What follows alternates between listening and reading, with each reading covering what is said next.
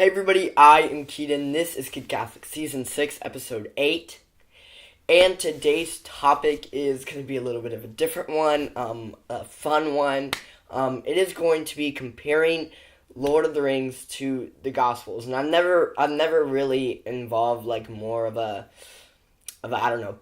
more of a pop culture thing into my topics. I've never really done that. I've never talked about Lord of the Rings other than mentioned it briefly, and now I'm doing an entire topic on it. So it's gonna be pretty fun. And I had to do some research for it, and I have an outline here, and I estimate how long the video is gonna be, and so far the estimated time is 27 minutes. So grab your popcorn, get ready. This is going to be a long video. But before I get into that, I need to show you guys. It's a Lord of the Rings video, so I had to wear my Lord of the Rings hoodie, you know, the Fellowship of the Ring hoodie. It's pretty cool. So, Lord of the Rings compared to the Gospels. And what I wanted to emphasize here is how some characters in Lord of the Rings compared to people that we read about in the Bible or that we read about in the Gospel, or really just maybe some past saints in general. But first, I want to look at what did J.R.R. Tolkien intend. J.R.R. Tolkien, the author of Lord of the Rings, was a huge devout Catholic.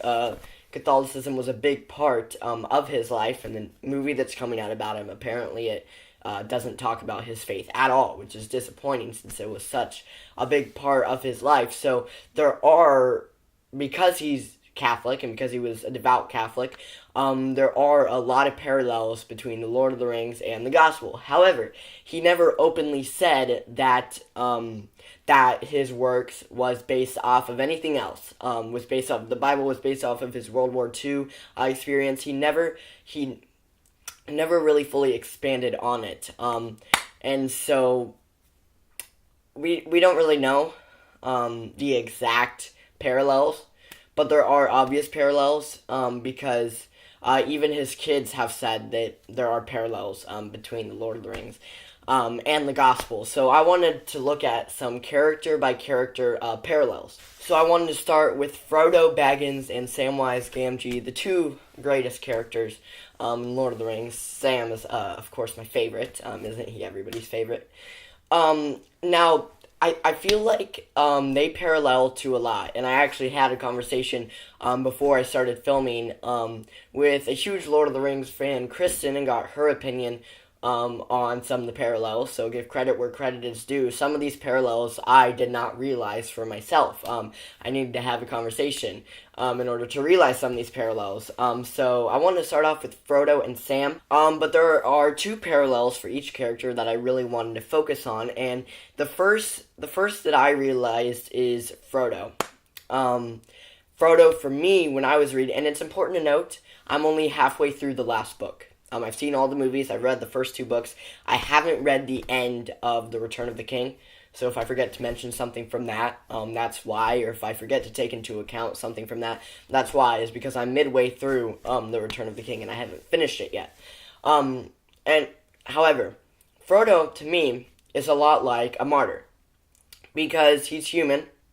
He makes mistakes. Yet he is willing to go and give his life in order to save the rest of Middle Earth, and that's not what a martyr does. A martyr doesn't give his life in order to save the world. Captain America or somebody like that does. But being able to give your life for something, that's what the martyrs were able to do, and that's what Frodo is able to do. And so that's what I first thought of when I thought of Frodo. When I thought of Sam, I thought of him like a guardian angel.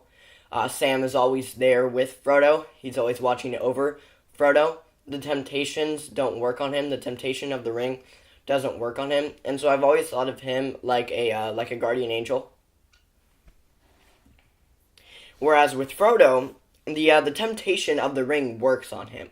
He gets tempted by the ring and it works. So that's why I think of him more as a martyr, is because there's that very human side of him, where Sam is almost mistakeless, like a guardian angel. There's another parallel that I want to talk about that Kristen brought up, and since she explained it, it makes so much sense. Frodo could be like Christ, and I didn't think it really worked at first because Frodo got tempted by the ring and it works on him, whereas Christ is perfect and it wouldn't work on him.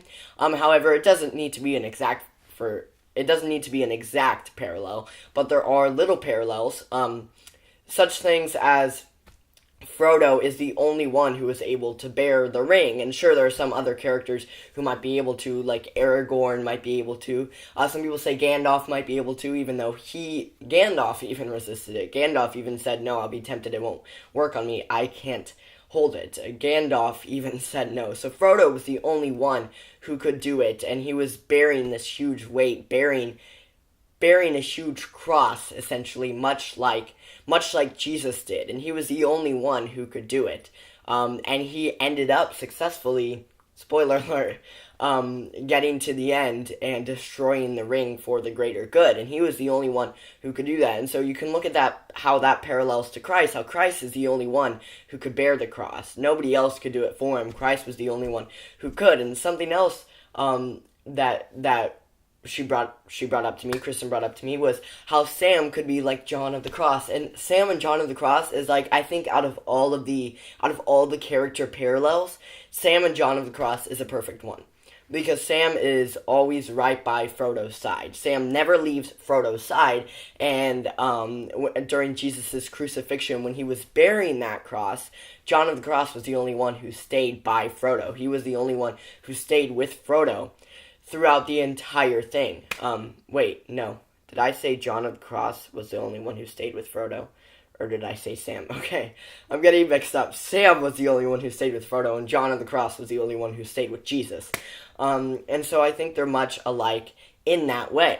Another one that I realized while I was reading is Boromir can be a lot like Judas. Boromir gets tempted by the ring, and he even goes as far as to try to steal it from Frodo. He steals the ring from Frodo, and that ultimately leads to his death. Now, there's a very big difference, because Boromir, of course, sacrifices himself in the end for the hobbits and comes around, and actually they display that a lot better in the book, because, like, I hated Boromir in the movie, whereas I loved him in the book, because he comes around in the book, whereas he doesn't really in the movie. But anyway, Judas, of course, doesn't do so. Judas commits suicide, and he doesn't make up for his mistake. However, there is a parallel between them, whereas they both betrayed the person who they were supposed to be serving. And so Boromir can be a lot like Judas. Another thing is after Frodo completes his task and leaves Middle-earth, which, by the way, I cried like a baby during that scene. I cry during everything, like Wreck-It Ralph and stuff. It makes me cry. But man, that was sad. Anyway, he leaves the book and leaves sort of the story to be told to Sam.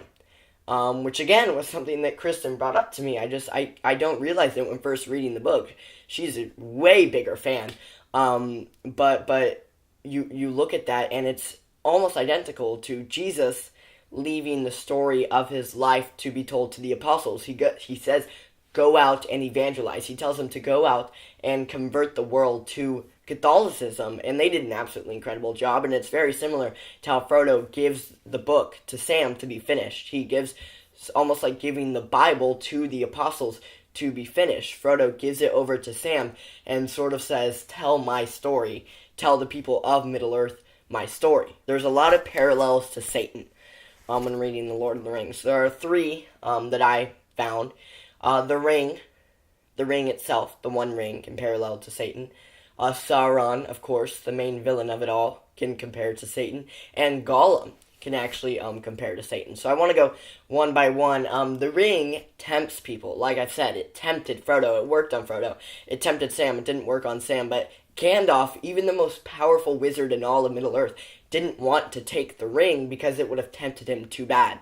And he would have been too tempted that he would have gone mad with it, right? Same with any other Maiar wizard of Middle-earth. They didn't want to hold the ring because they would be tempted by it. And so the ring tempts people and leads them into sin, which is identical to how Satan tempts us and leads us away from sin. Satan's one and only goal is to get us further and further from God, and we might not even realize that we are being tempted by it. That's the same thing with the ring. You might not even realize that you are being tempted by the ring. With Frodo, he didn't really realize it until he got to Mount Doom. It became more and more and more of a temptation, and Frodo wasn't willing to let it go. Boromir was tempted by it, right? You have all these characters, even the most noble are tempted by the ring, and that's the same way with Satan. Satan can do a lot when it comes to temptation, and we just need to look to God for strength. And Sauron, of course, can compare to Satan because Sauron is trying to destroy all of Middle Earth. That's probably the easiest comparison. He's the main villain of it all. Sauron sent out the temptations. He sent out the ring. He wants the ring, right? He goes and he just causes a ton of death and warfare, which is Satan causes a lot of spiritual death and warfare. And then, of course, we have Gollum. And Gollum is a lot like him because we meet him in the Two Towers. He leads Sam and Frodo to Mount Doom. At first, they sort of trust him. They think that, okay, this guy is going to lead us, this creature is going to lead us to where we're supposed to go. But Gollum has different intentions, and he ends up stealing the ring, or trying to steal the ring. And in the end, he falls into the lava in Mount Doom with the ring. And so that's a lot like Satan, because Satan can try to make the sins seem awesome. He can try to make the sins seem not that bad or okay, or that we're able to follow the sins, much like how Frodo and Sam trusted Gollum to follow him. And then Satan does have wrong intentions, and he sort of snatches our soul, sort of trying to drag us further and further away from Christ, much like how Gollum snatches the ring. And sort of grabs onto that, and sort of just goes mad, really, and grabs onto that temptation. And so Gollum, the Ring, and Sauron can all be a lot like Satan, and there's a lot of parallels like that. What I noticed about Gandalf when I first watched and read The Lord of the Rings is that his wizardry, his magic, can be a lot like the saints' miracles, right? Because it's not like it's more so Harry Potter magic where you can say a spell and learn it, which, by the way, Lord of the Rings is so much better than Harry Potter. I don't know why Harry Potter fans think they compare to Lord of the Rings. I'm sorry if you're one, but it's just Lord of the Rings is factually better. Anyway, that's not what I'm talking about. Gandalf's magic, it's not like anybody in Middle-earth can say a spell and do it, right? Gandalf was blessed with the power by the Valar, which are sort of the gods of that universe. And in fact, if you look deeper into it, there is Amway, which is I think that's his name at least, which is the ultimate god over the Valar. It's like Amway, Valar, Maiar. And Gandalf is a Maiar, and he is blessed with that magic. Just like how some of the saints in the past, the miracles that they perform, it's not them performing the miracles, right? It's not them doing it by themselves. They need God. They need Jesus in order to work the miracles through them. And so I thought that that's much like Gandalf. Gandalf can't work the miracles by himself. Without the Valar, without Amway, Gandalf would be nothing, right? But because Gandalf has that, he has been blessed with the ability of being a Maiar. And so Gandalf, his wizardry can be a lot like the saints' miracles. And there are some people who will want to try to compare Gandalf to Jesus, and I don't really look at it that way. I mean, of course, there are some parallels, like after Gandalf dies at the hands of the Balrog, he comes back within 3 days. There are some parallels like that. He can perform miracles, which is a parallel to Jesus, but it's not really so, because think about it, the ring will tempt Gandalf. Gandalf doesn't want the ring because it will tempt him. Frodo is so much more like Jesus than Gandalf is.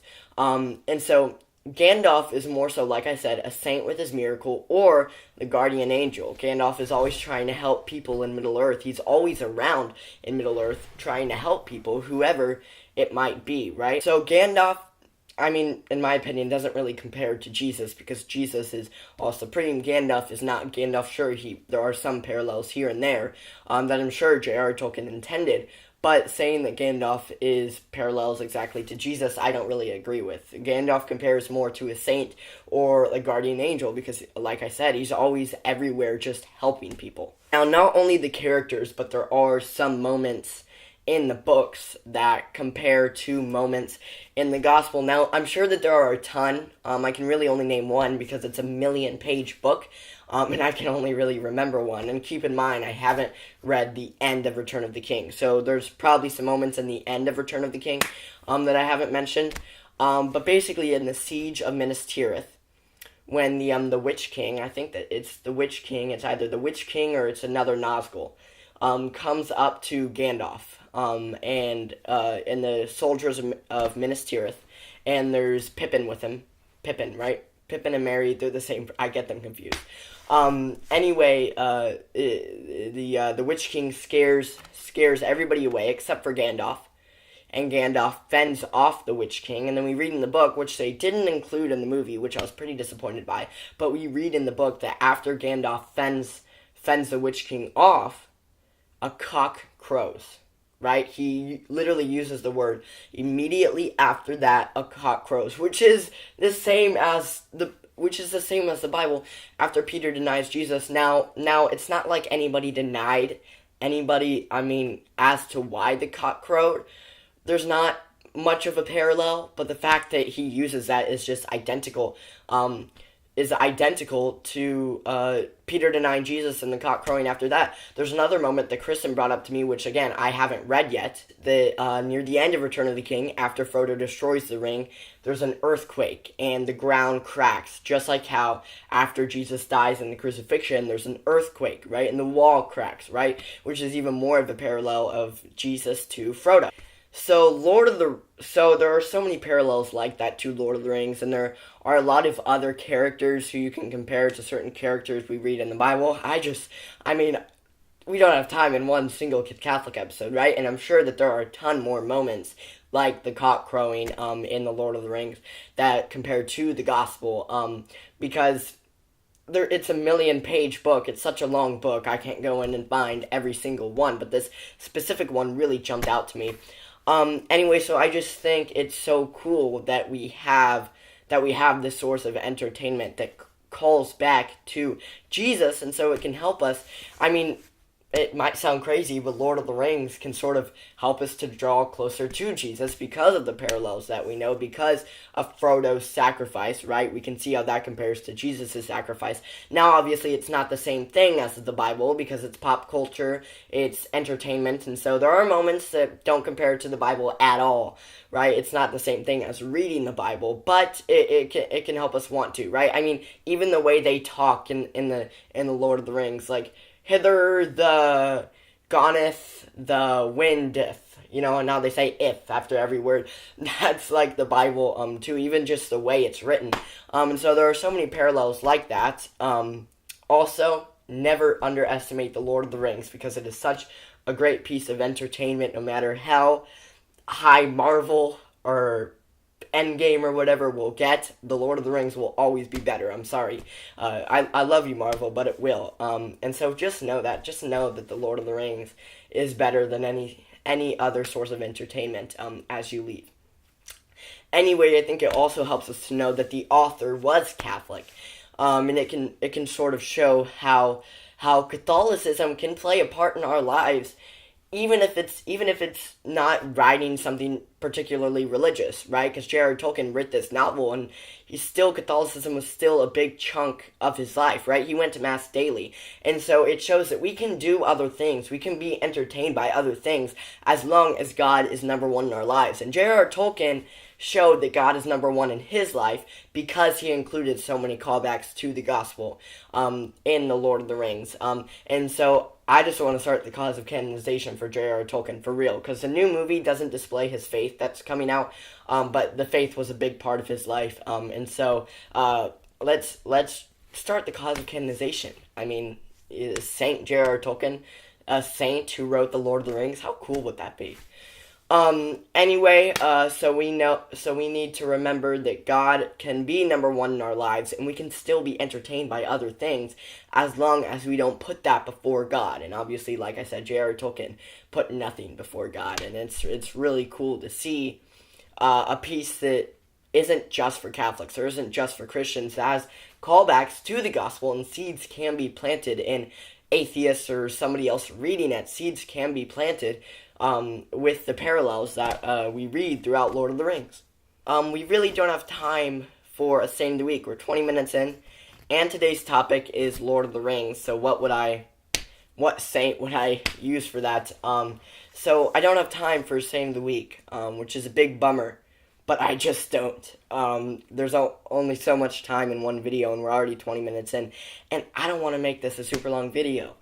If you guys know any other callbacks that I didn't mention or any other character parallels that I didn't mention, please put them in the comments below. Thank you to Stephen Farlow because he actually emailed me the question about the callbacks to the gospel in Lord of the Rings, and it gave me this video idea. So thank you to Stephen Farlow for this video idea. Really appreciate it. If you guys have any saint or topic suggestions, please put them in the comments below. Also, please check out my website, kidcatholic.com. On there, you can check out my speaking engagements. You can contact me. I have a full video of a talk that I gave up there. You can shop. You can shop for your very own Kid Catholic t-shirt. All of my videos are up there. Please go check it out. That's kidcatholic.com. Check out all 3 of my social medias, Facebook, Twitter, and Instagram. The link to all 3 of those will be in the description, as well as in the comments below. Actually, the comments below haven't been working lately, so I don't know if they will be in the comments below. But please comment, like I said, any other callbacks that you know of that I might have forgotten to mention. Also, comment any saint or topic suggestions. I've already said that these outros are getting so long, I forget what I say. Please like the video. Please click the red subscribe button down below and the bell next to it. That way you get notified when I come out with a new video. We're trying to hit 3,000 subscribers as soon as possible. So to help me hit that milestone, please share this video and channel with your friends and family. So, thank you guys so much for watching. I will see y'all next week, and hi, Brielle!